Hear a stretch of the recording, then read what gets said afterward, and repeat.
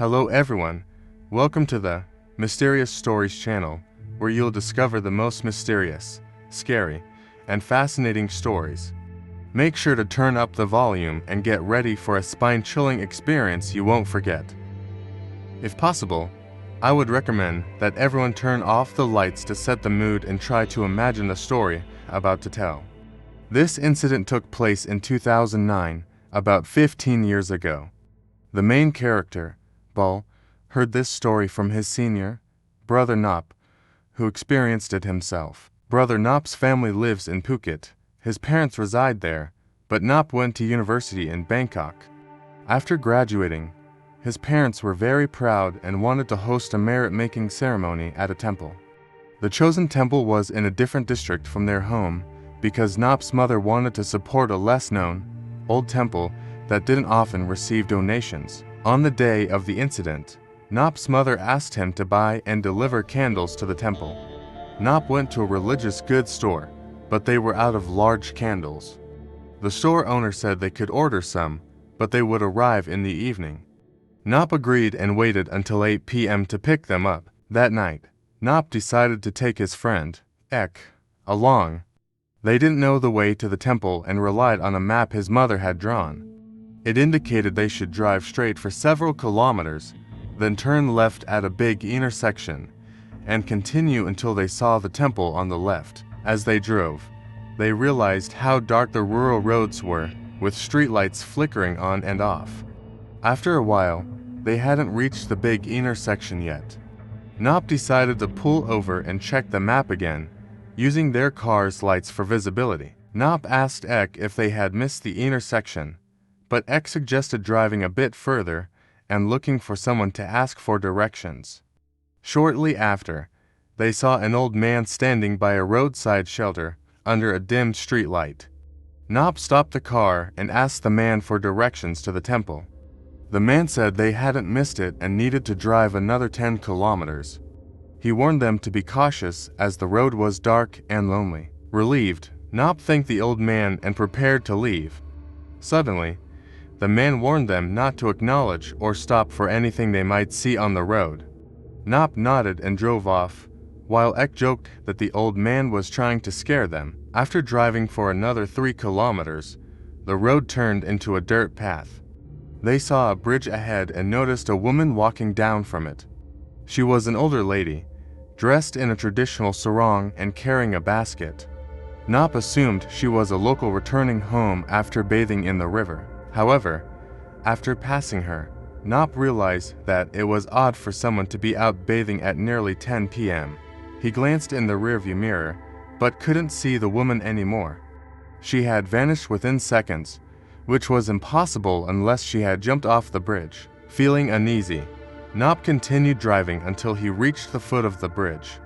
There, he saw another woman walking along the roadside. It was a late evening, and Nop and his friend Ek were driving on a rural road back to their hometown. The sky was dark, and the only light came from their car's headlights cutting through the dense darkness. They hadn't noticed much along the way until they approached a bridge. Just as they were about to cross it, Nop saw a woman walking by the roadside. She was dressed in a traditional Thai sarong with a shawl, holding a water jar and a wicker basket. Nop's heart skipped a beat. He knew immediately that the woman he saw earlier and the one he was seeing now were the same person. His friend Ek, who hadn't noticed her the first time, suddenly exclaimed, "Hey Nop, look. That woman is wearing a traditional sarong." Nop quickly scolded his friend, Ek. "Why did you say that? Don't you remember what the elder told us? If you see something strange, don't acknowledge it." Ek, still skeptical, replied, "Come on, Nop, it's just a local villager. What's there to be scared of?" But Nop knew better. The woman looked exactly the same as when they first saw her, and now she was appearing again in front of them. Trying to shake off the fear, Nop pressed the accelerator, determined to reach the temple as quickly as possible. The road was rough and unpaved, but he didn't care. As they drove further, not even 100 meters ahead, they saw her again. This time, Both Nop and Ek saw her clearly as the car's headlights illuminated her figure. She was walking towards them, dressed in the same traditional attire, holding the same water jar and wicker basket.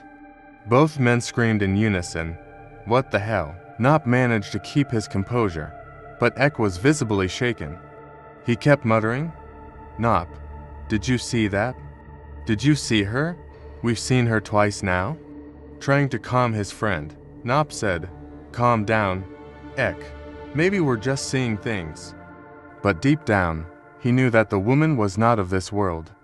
He had seen her 3 times now, while Ek had only seen her twice. Finally, they reached the temple.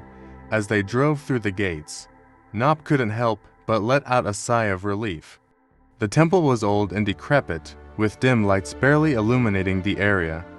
The main hall and the monks' quarters were made of old wood, and the walls were cracked and falling apart. Nop thought to himself, "Why did my family choose this temple?" They parked the car and saw a monk stepping out of his quarters.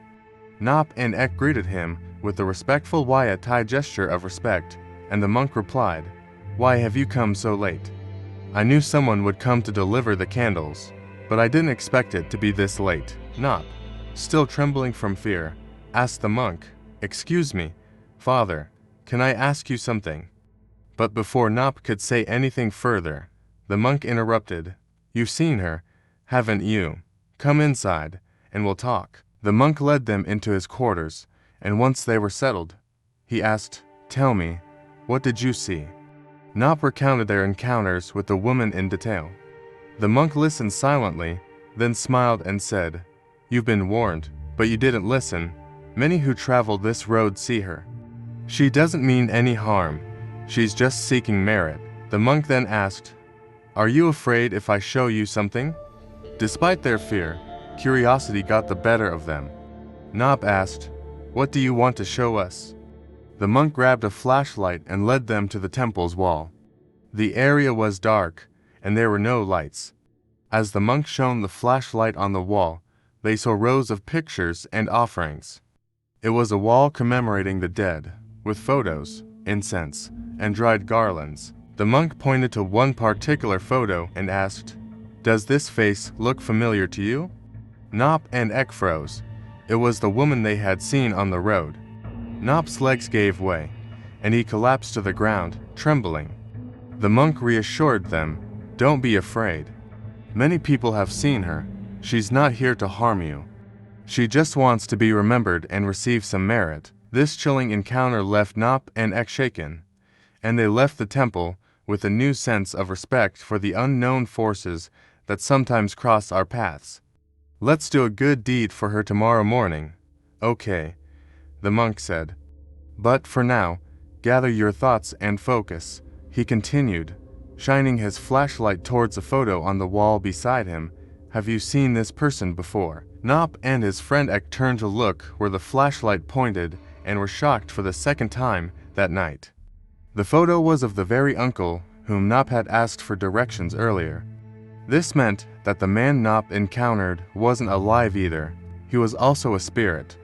Nop was trembling, unable to drive back home, so he asked the monk if they could stay at the temple for the night. Once inside the monk's quarters, Nop, full of curiosity and fear, asked the monk to explain what they had experienced. The monk sighed and began, "You aren't the first to have seen these spirits. Many who drive these roads at night encounter them." He then told them the story of the couple.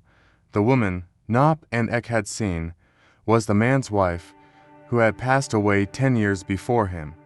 The uncle had died recently at the age of 50, while his wife had died at 40 in a tragic accident. The monk explained, her house was near the canal. Back then, people often bathed in the canal in front of their homes. One day, while she was bathing, her young niece, about 4 to 5 years old, saw a cat and ran after it towards the road. The woman, worried about her niece, ran to grab her, but she lost her balance and was hit by a sugar-cane truck. She was thrown nearly 100 meters, but was fortunate not to be run over again, though she died instantly. The monk continued, the uncle passed away from illness, not from an accident. However, after his death. People in the area often saw him standing by the roadside, warning drivers to be cautious and not to stop for anything unusual. Many drivers have seen the woman in traditional attire walking by the road. Some got so frightened that they lost control of their vehicles. The couple meant no harm, the monk reassured. The uncle's spirit tries to warn people out of kindness, to prevent accidents caused by fear of seeing his wife's spirit.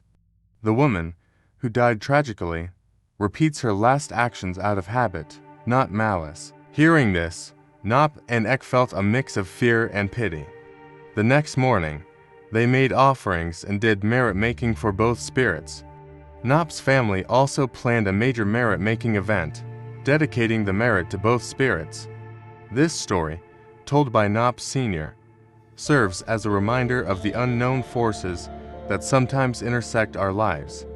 It's not just a tale of fear, but also one of compassion and understanding for spirits lingering due to tragic circumstances. If you enjoyed today's story, don't forget to like, share, and subscribe to our channel, Mystical Tales, so you won't miss out on more eerie and thrilling tales in the future. Thanks for watching, and see you next time.